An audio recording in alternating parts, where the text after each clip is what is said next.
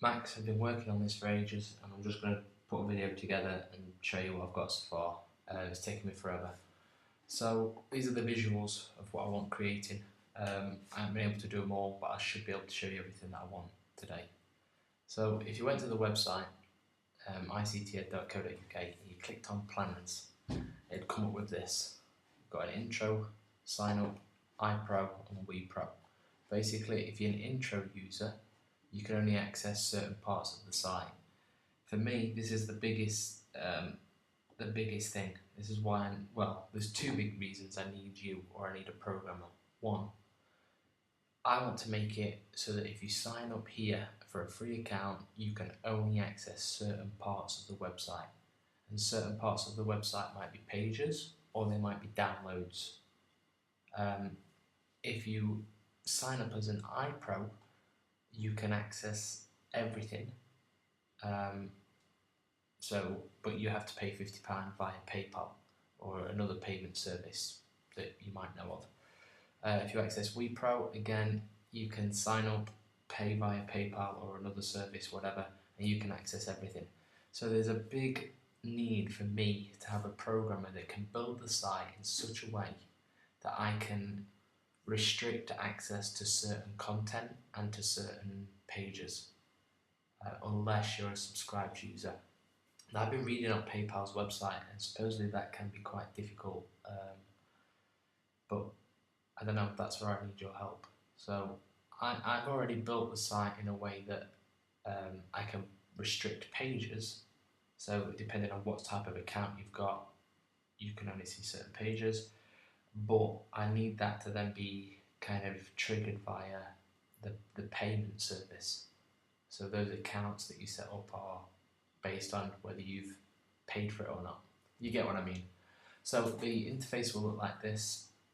For the sign up, when you click sign up, that takes you to a page obviously that doesn't look like that, but they're the features that it needs. This is currently what I've got sitting on this domain here. You can register with your name, username, password, confirm password, email, and then I want a captcha here, which I've integrated on this, purely because I want to stop spam and users signing up that aren't real.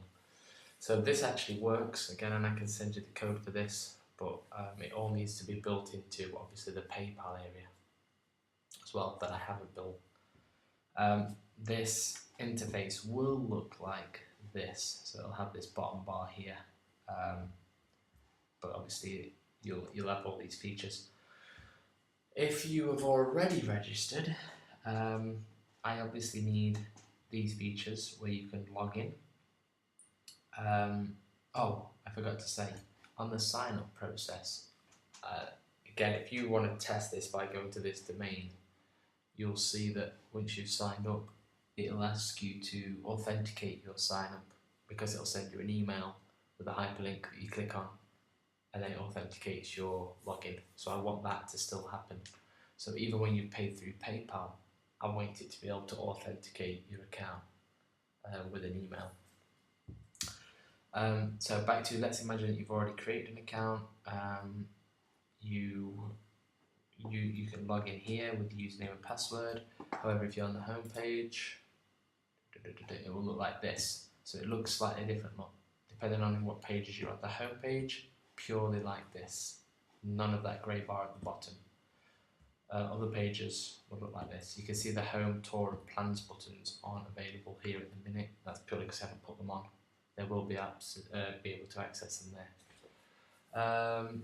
But what other things do I need? So if you forgot your username, this is already built on here. If you forgot your username, you can enter your email address to recover it. That all works. If you want to check that out, create a dummy account and check that out. That works nicely. Or what about if you forgot your password? So click on this, and then here you enter your email address. Again, this all works. It's all built. If you want to check it, to authenticate it, that'd be cool. Right, so that is the sign up process. No, it isn't. So if you sign up for an iPro account, you get one user account. Yeah, if you sign up for a WePro account, I need it to generate 30 unique user accounts. Yeah, I have no idea how to do that. I have no idea how you might do that. But when you sign up here and you pay £300 via PayPal, it automatically creates for you 30 unique accounts. How you distribute those, I don't know, it might be through an email to the one person that's subscribed, and it sends them, the 29 other unique accounts that can then be amended, such as changing the username and password at a later date, or maybe just changing the password. Ideally, I want these, well, not ideally, I need to be able to assign these 30 unique accounts to a school. So I've kind of missed a step, haven't I? This is how it's going to be choppy because it's all going on in my head. So if you register for an iPro account, you just need these details. But if you register for a WePro account, you'll also need to add your school name here. And I want the 30 accounts that it creates to somehow reference the school. So the username might be, I don't know, the school's abbreviated name +123 +1234 +1235, whatever. So the 30 unique accounts it creates must relate to the school somehow. So I know that they are 30 accounts for that school. Okay, so that's the sign up process. So yeah, that's one of the two biggest issues for me, and why I need a programmer to set all that up. The other one comes to, let's say you've actually, signed in. So again, you can see this is on my local host here. Let's say you've signed in. You're going to get this My Account button here at the top. This isn't a complete interface, but you're going to get this My Account here, and you're going to have this button called My Classes. What this is, if you've got an iPro account, you get a number of 30 classes you can create. If you get a WePro account, they're unlimited. So each unique user under this 30 license can create as many classes as they want. So remember, this is for teachers. So let's imagine that I've clicked on My Classes here. What happens is it loads up an interface similar to this. I don't know why that just templates appeared there. Let's see if I can get rid of that. No, it won't have that. But anyway, so it'll look a bit like this. So I've clicked on My Classes up here. It says My Classes, and then these are the classes that you've created. So every time you complete a unit of work, you can click on a class, and I'll show you what that does in a minute. But I need each unique user to be able to create classes. Let me just show you what it means. So if I created a new class, it would look like, bear with me, it would look like,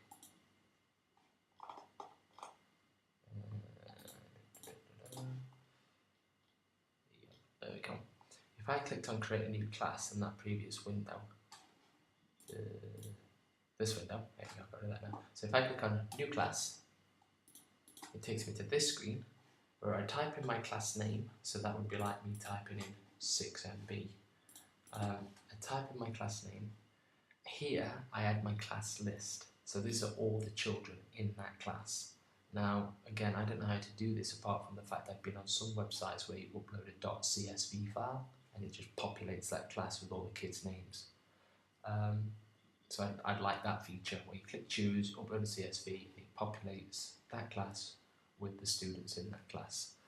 I'll have a little video here that you can click on to show you how to create a CSV file. When you press submit, so let's imagine that in the class name I typed in 6SC, I uploaded all the students for that class. That would then create something, bear with me,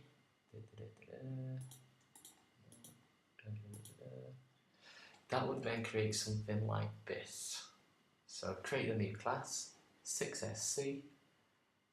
If I were to, so that would then create this 6SC button here.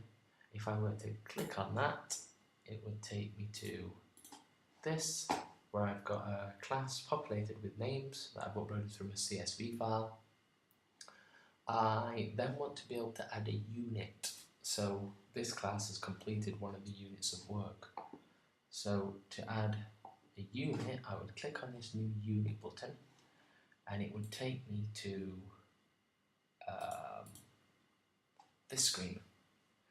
This screen is where I locate what unit it is that the class has completed. So based on the original website, which looks like this. Bear with me.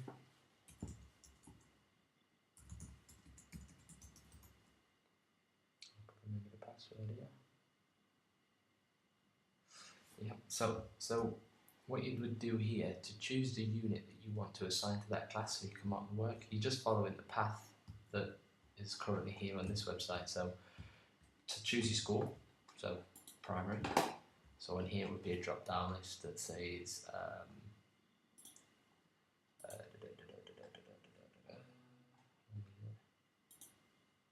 so it'd be a drop down list. You choose your school, you choose primary. Then you choose the year or the grade. So currently this is the site look, because some schools teach in grades, some teach in years. All you need to know is that FS will take you to the exact same place as PK would, and 1 will take you to the exact same place as K would, etc. So it's not too complicated. But so if I click on, let's say, I don't know, year 1, and then this is going to be removed. This whole section here will be removed. So once I clicked on the year grade, the next thing I choose is theme. Yeah, so ignore this. But imagine that I clicked on year 1, it then takes me to these themes. And then this drop down list here will be these themes. So let's say I've gone to, so I choose control and sensing here. And then these are the units that I want to assign to a particular class. So in the units, that would obviously filter through to which units are available under that theme, under that year grade, under that type of school. So this would then say, for example, BGBot. I add that to the class, and then it populates the previous table, which I'll show you in a minute. So let's just go back a step. So here. So let me choose, for example, so primary, I think it's year 5. Imagine this step is ignored. Is it this one? No, sorry, bear with me. This one. Yeah. So imagine that I've chosen this one, my maps. Yeah.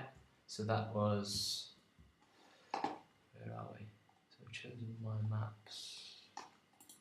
So add this to the class. What that would then do is, so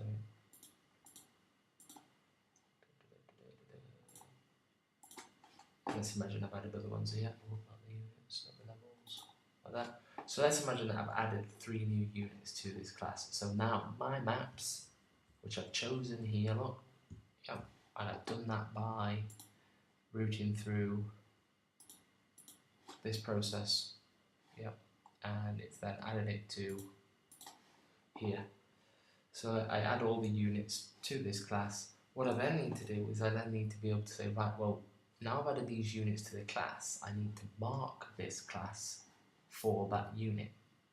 So if I were to click on this button here that says My Maps, I click on it, then that would take me to a screen that looks like this. You can see that I'm marking 6SC. So if I just go back a step, oops, 6SC, I've clicked on My Maps. I'm now at 6SC, and this is where it's exactly the same class list, but now it's pulled in the outcomes for that lesson, which are all stored in the database anyway. Yeah, so these outcomes are stored in my database here. That's how I populate this area. I just extract them from the database. It also pulls them in here, and then I have to tick. There's tick boxes here that I choose whether that student and how they have done for that outcome. So if I tick 1, if they get 1 tick, they've done it. Oh shit, this is wrong.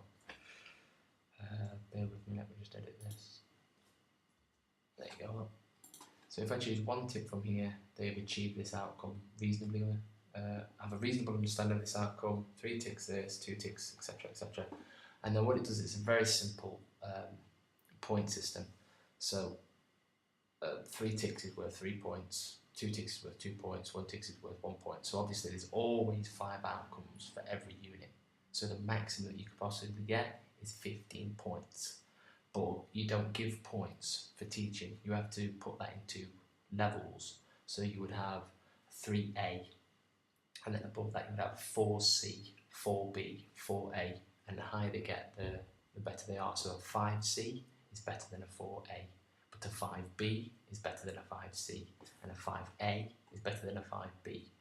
And I would obviously need to choose the range that the students can achieve for these levels. So if there's 15 marks, if this is a year 6 unit, I could say, right, well, if they only got 1 point, then the very lowest level they could receive would be something like a 4C. But if they got 15 points, then the very highest level they could achieve is 4B, 4A, 5C, 5B, 5A, 6C, 6B, 6A, 7C, 7B, 7A. Well, it'd probably be a 7A because that's the highest you can get. So I'd have to choose what range they can fall within if they maximise these points here. And then I'd have to just tick these boxes for all the kids, submit the levels, and then that would populate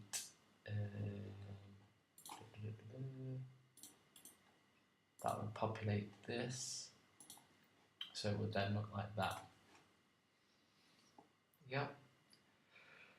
Now then, that's one way to add a new unit, but obviously I want to make it a little bit more intuitive, or as intuitive as possible, so you can access your classes that way and assign a unit like that.